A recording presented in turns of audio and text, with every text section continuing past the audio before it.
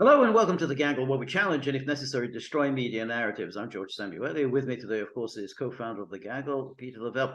So, Peter, yesterday we had the world on the brink of World War III. the media blared out a story which suggested that Russian missiles had landed on Polish territory. As people got terribly excited on Twitter and in the media generally. Somehow Poland is NATO territory, and that means Article 5, one for all for one. War is imminent. But as the story developed, it became increasingly clear that what had landed on Polish territory and had killed apparently 2 Polish farmers were the debris from a missile launched by Ukraine's S-300 anti-missile Soviet era anti-missile defense S-300. So so they weren't Russian missiles. The media then was sort of seeing that story developing, changed it to Russian-made missiles. So having gone from Russia-launched missiles to Russian-made missiles, so as if people won't notice the difference. However, Ukraine insisted that this was a Russian attack, and even though Poland had begun to distance itself from the claim that it was the Russians who launched this attack, and then Biden came out and saying that they don't really have any evidence that this missile was launched from Russian territory. But of course, he had all of the evidence. That's why he said it.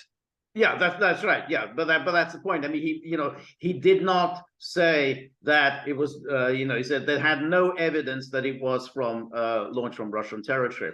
Now, the point was that Ukraine continued to insist that it was it was a conspiracy theory to insist that it was a Ukrainian missile debris that was responsible for the deaths of the Polish farmers.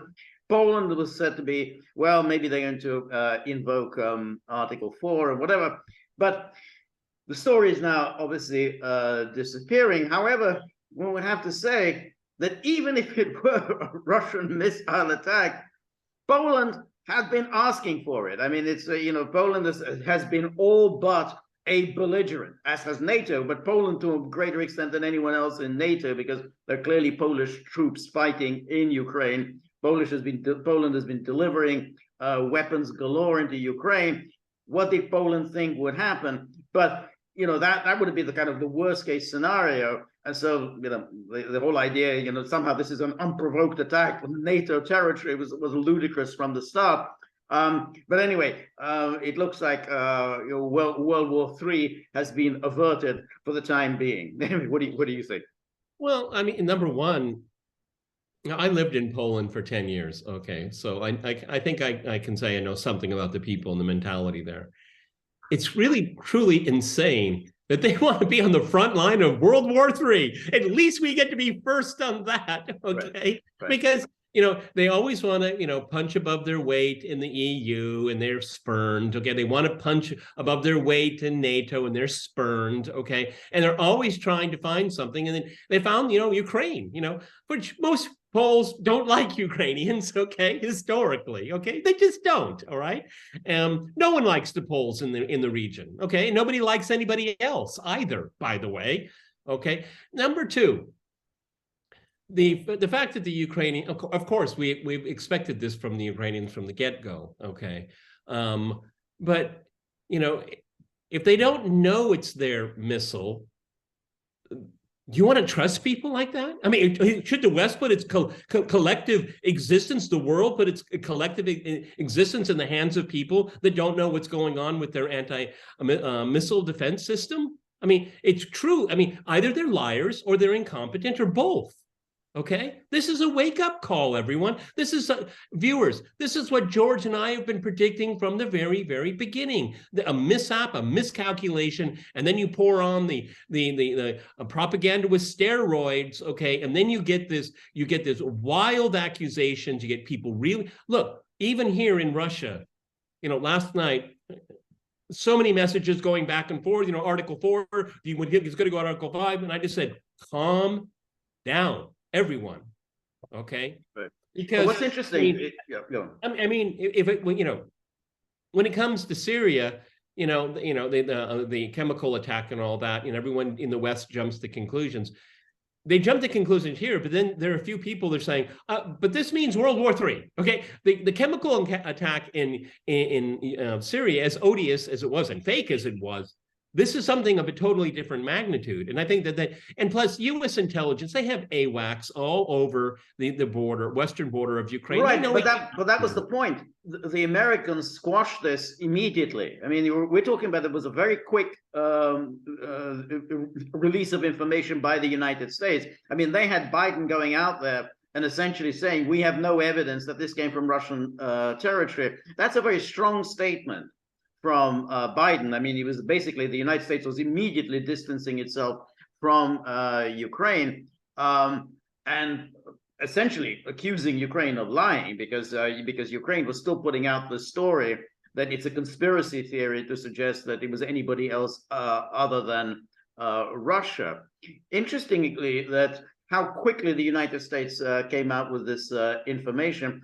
Remember Nord Stream 1 and Nord Stream 2 were all still, wonder what happened there. That's we'll never know. No one knows anything. I mean, one of the most heavily policed parts of the world, the Baltic Sea, but nobody can tell, who destroyed those pipelines. So George, it's kind of file that under the January 6th bomber. I guess that's right. Exactly, the January 6th bomb. Exactly. Just no one knows. So again, very, very interesting how quickly the Americans came in. But of course, I thought that even when initially it seemed like it was a stray Russian missile, everyone was still talking utter nonsense about Article 5, because even if you read Article 5 in the most extreme way possible, it still refers to a deliberate attack. It does not refer to an accidental attack. I mean, in fact, if it was a missile that wandered over the border,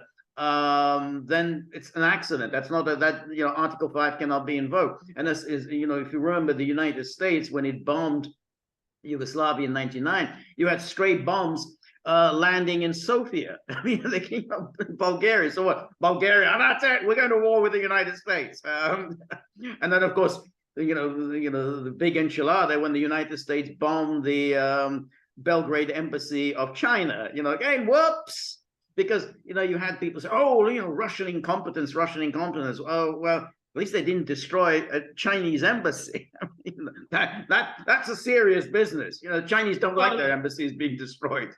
And loss of life in these kinds of miscalculations is awful, but Article 5 over 2 farmers. Okay, yeah. I mean, let's have some kind of a measured view of all this. But George cataloged this really well. I mean, if you want to see what the British media did, covered it, at least initially, go to Mood of Alabama, and he gives the broadsheets. Okay, which is absolutely absolutely hysterical.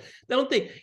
Sure, maybe it gets clicks and maybe sells paper, but my God, I mean, trivializing something so important. Again, George and I predicted this was going to happen. Okay, and of course, like I said, this is going to the brink. I mean, you can't fiddle around with this here, and Russia made it very clear that it was conducting strikes against Ukrainian infrastructure, continuing that process, and the Ukrainians knew it.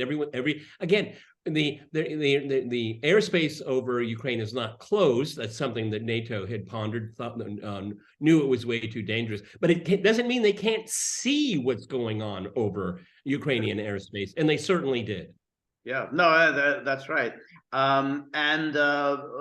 Again, you're in this position that if you are going to get involved in such a big way in a war, you can't then turn around and say, you know, we're just sort of innocent bystanders and we're getting hit. You know, I mean, the sort of the kind of Stoltenberg's absolutely idiotic rationalization that, well, we're doing everything we can for Ukraine, but we are not a party to this conflict. I mean, who the hell can follow this kind of, you know, elaborate, sophistical reasoning? Yeah, this is what you're going to get, because no one has the time for these kinds of fine distinctions that Stoltenberg thinks everyone else is engaged in. No, I mean, you know, and Poland is a party to the conflict. And then he goes on and says that if Ukraine loses, that is a defeat for NATO. Exactly. So, exactly. I mean, come on, you get your story straight, dude. Okay, right, because right. you never make. I mean, you're going into Burrell territory here. Okay, Yes, making utter nonsense comments. Okay, right. But again, this incident here shows where it can go, George. And you know, we foresaw this. We cataloged this for months in advance. And we've always had this worry in the back of our mind that there's something like this could happen. Someone could exploit it. Obviously, the regime in Kiev is going to want to exploit this. I mean, they were adamant until everybody just walked away from it. Okay, but you know that it should be a learning experience for people backing this regime. Okay, I mean, do you really want to trust these people with your fate? Really? Right. Another layer of insanity to all of this, George. One would like to think that people will learn the lesson from this, but of course they won't, because the Biden administration has put in another $37 billion for Ukraine, and Congress will, of course, sign off on it. I mean, you know, as their last act. No lame dog without you know, and there will be oversight. You know, we can be sure that somebody will be overseeing how this $37 billion is being spent. Well, is there any oversight in how Ukraine uses its military hardware? No. No. But yeah, you know. So, but in any case, you know, it's really just infuriating when people come along with this utter nonsense about NATO. Nobody has actually ever read Article 5. It doesn't say what they think it says. They haven't read Article 1. They haven't read Article 4. They just simply think that NATO, oh, everyone goes to war. That's it. We're all at war. You know, so yeah, read the damn bloody treaty. George is absolutely right. I mean, Article 5 has been it's cartoonish now. Okay, I mean, Article 5, you know, as if you know everybody knows exactly what it means, which they don't. But the most important article is Article 1. Is that NATO should not get itself involved in a conflict that is not that impacts its security. NATO violates Article 1 of its treaty every single day, and has for a very long time. It is an alliance looking to meddle and to generate conflicts to justify its existence. That's what it does all the time. That's and it's doing it par excellence when it comes to Ukraine. But that's exactly right. That to justify its existence, it continues to expand. By expanding, it's getting itself involved in ever greater conflict. So the Finnish, I think it's the Finnish president, not the work hard, party hard girl. I think, you know, who's the Finnish prime minister, has already said, hey, maybe we should set up a no-fly zone over Ukraine. So this is the input that we're getting from the new membership of NATO. Bloody good idea, you know. Okay, really so glad we got the Finns in. We have a Finnish president and we have a Finn chick, okay? They're different. Exactly. The Finn chick. We heard it here first, okay? Don't worry, YouTube isn't going to ban us because they already have. No, the Finn chick, exactly. What's most important here, there's nothing funny about this situation, is because we got to the brink again. How easily one can get to it, okay? And then you have the Twitter sphere, and you have these armchair generals, and you have all these other people that have been pushing for pushing escalation. Remember, who escalates? The side that escalates is the one that's losing, okay? Russia doesn't have to escalate, okay? It doesn't. Right. And so this was, you know, this is like your John Bolton moment with drones in Iran. It's like, oh, we got it. You know, no.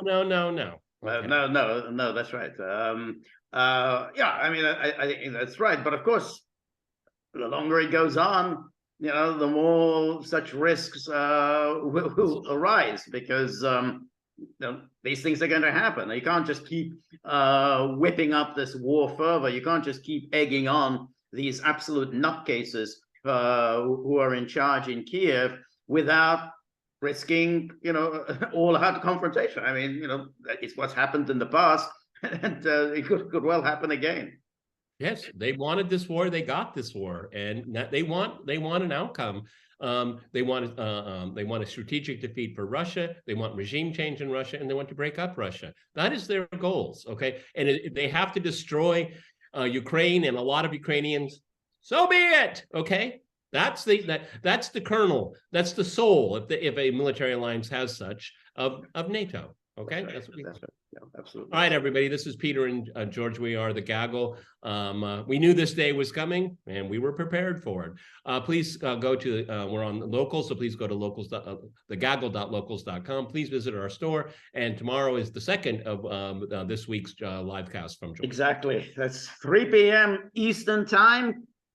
Please join me. Come with comments, criticisms, suggestions, and on the way out the door, think about little buddy. Think about his bill of goods that he's now submitting, and with listing all his grievances and complaints. He has reparations. He's getting a reparation. He wants reparations. I mean, he's not going to be satisfied any longer with smooth talk. He wants serious money.